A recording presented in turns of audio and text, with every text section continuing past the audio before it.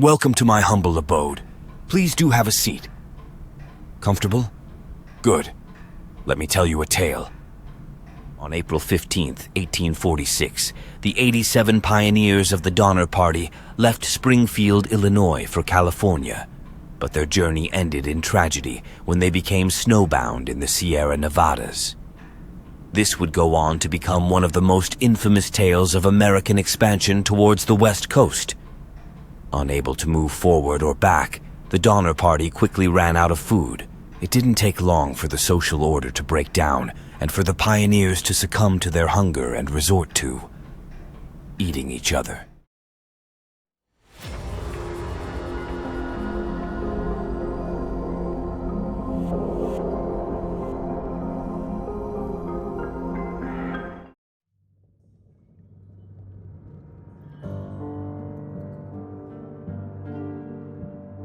After a stop in Independence, Missouri to buy provisions and gather the full group, the Donner Party headed west on May 12, 1846.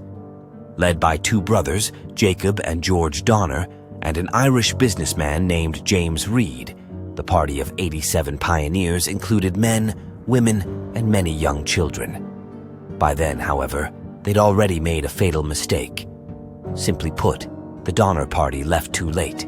Pioneers like them were supposed to follow a rigid schedule, leaving in mid to late April to ensure that their pack animals had ample grass to eat during the journey before the coldest months arrived.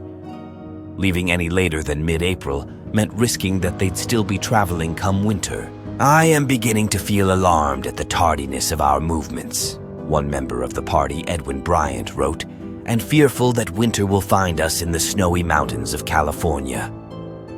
Perhaps well aware of their late start, the pioneers decided they'd take a shortcut called the Hastings Cutoff. Though most wagon trains looped north through Iowa, a guidebook author named Lansford Hastings suggested a more direct route existed. Naturally, he named the route after himself, but there was just one problem. Hastings had never actually explored his own route.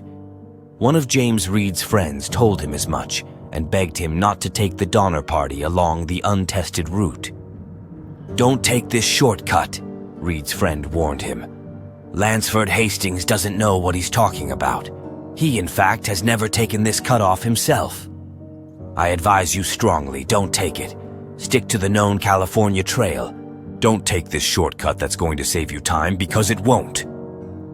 Tragically, Reed didn't heed his friend's advice. Instead of turning north, the Donner Party continued due west and toward their doom.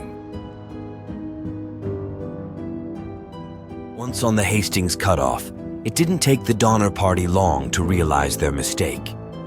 Instead of walking the well-trod paths of the California Trail, they had to cross the Wasatch Mountains and hike across the Salt Lake Desert. Navigating the Hastings Cutoff was bad enough on its own. The non-existent trail meant that the pioneers had to cut a path in the wild so that their wagons could get through. And many almost died of thirst during the 5-day crossing of the Salt Desert. But the worst part of the Hastings Cutoff was that it stole precious days from the Donner Party's journey. This delay, plus their late departure, meant that they arrived at the Sierra Nevada mountains by early November. Had they left even a week earlier, they may have made it through the mountains. Instead, they got stuck in a blizzard. "All I could see was snow everywhere," one Donner Party survivor later wrote. "I shouted at the top of my voice. Suddenly, here and there, all about me, heads popped up through the snow. The scene was not unlike what one might imagine at the resurrection when people rise up out of the earth. The terror amounted to panic. The mules were lost, the cattle strayed away, and our further progress rendered impossible." At this point, the Donner Party had just 100 miles to go, but with snowdrifts as tall as 25 feet, it was impossible to move forward.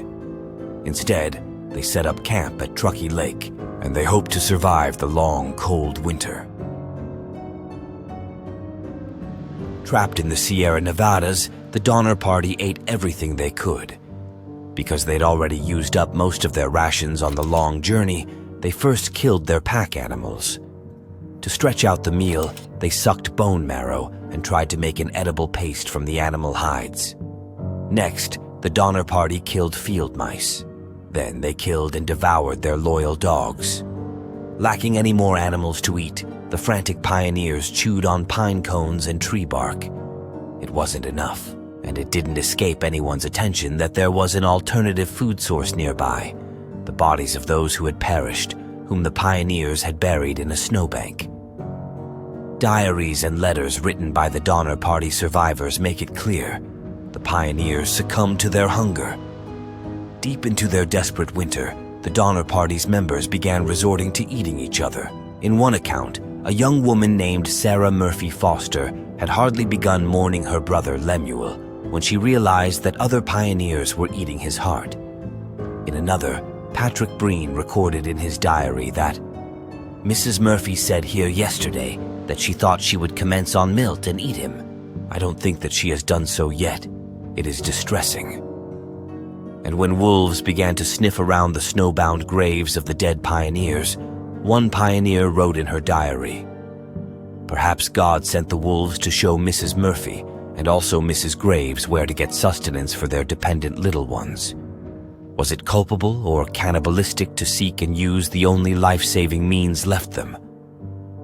For the most part, Donner Party members were determined to only eat people who had already died, but there were two tragic exemptions. On December 16th, a group of the strongest members of the Donner Party decided they'd try to get help. Their party, later called Forlorn Hope, included two Native Americans named Salvador and Luis. The Native Americans had joined up with the Donner Party shortly before the blizzard trapped everyone in the Sierra Nevadas. They set out with the pioneers in December in hopes of finding rescue. But after days on the march, the Forlorn Hope Party found nothing but more snow, and they, already starving, began to get hungry. When one of the men quietly warned Luis and Salvador that the others might kill them to eat, the two Native Americans fled. Sometime during the night of the 4th, the Indians left them, no doubt fearful to remain, lest they might be sacrificed for food, explained John Sinclair, a Californian who published a report on the Donner Party. Luis and Salvador were right to flee. The pioneers quickly followed their trail in the snow. Once they found the Native Americans, collapsed in exhaustion, they killed them. Donner Party member William Foster shot them both in the head, after which they were chopped up, cooked, and consumed by the others. Their deaths marked the only time that the Donner Party killed someone to eat. Other Donner Party stories emphasize the fact that they only ate people who were already dead. But although their journey was horrific, the Forlorn Hope Party did succeed in their goal. After a month, they stumbled onto a ranch in California and alerted the world to the horror unfolding in the mountains. In all, it took 4 relief teams 2 months to rescue survivors of the Donner Party. And each relief team brought back harrowing stories about what the Donner Party had done during their desperate final chapter. Upon finding the Donner Party, one man described seeing a revolting and appalling spectacle at Truckee Lake that included human skeletons in every variety of mutilation. Another account claimed to have seen children sitting upon a log with their faces stained with blood, devouring the half-roasted liver and heart of the father. This account went on to describe hair, bones, skulls, and the fragments of half-consumed limbs around the fire. And one rescue party insisted that they'd seen a survivor, Jean-Baptiste Trudeau, holding a human leg when they arrived at Truckee Lake. Trudeau himself later admitted to eating other Donner Party members. In a conversation with H.A. Wise, who published one account of the tragedy, Trudeau allegedly confessed to eating both Jacob Donner and his 4-year-old son. But perhaps no story from the Donner Party is as disturbing as that of Louis Keseberg's. The last person rescued from Truckee Lake in April 1847, Keseberg was purportedly discovered half-mad and surrounded by half-eaten bodies. Other Donner Party members remember Keseberg, a German immigrant, as short-tempered and often cruel to his young wife.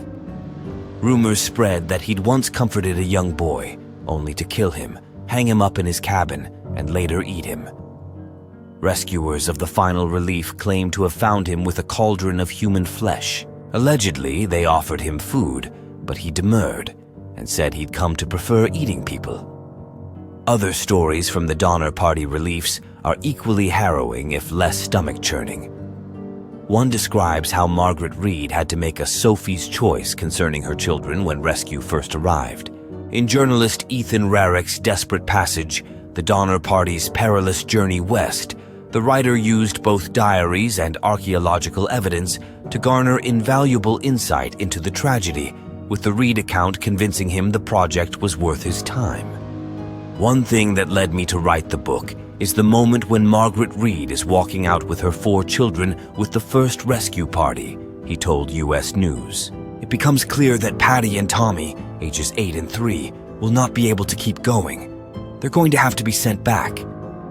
The idea that another rescue party would get in before they would starve to death is pretty unlikely, which means they're probably going to die. She has to determine, is she going to send back 2 of her children and try to go on? Is she going to go with them? It's like Sophie's choice, and she finally is convinced that she should go ahead with her 2 older children.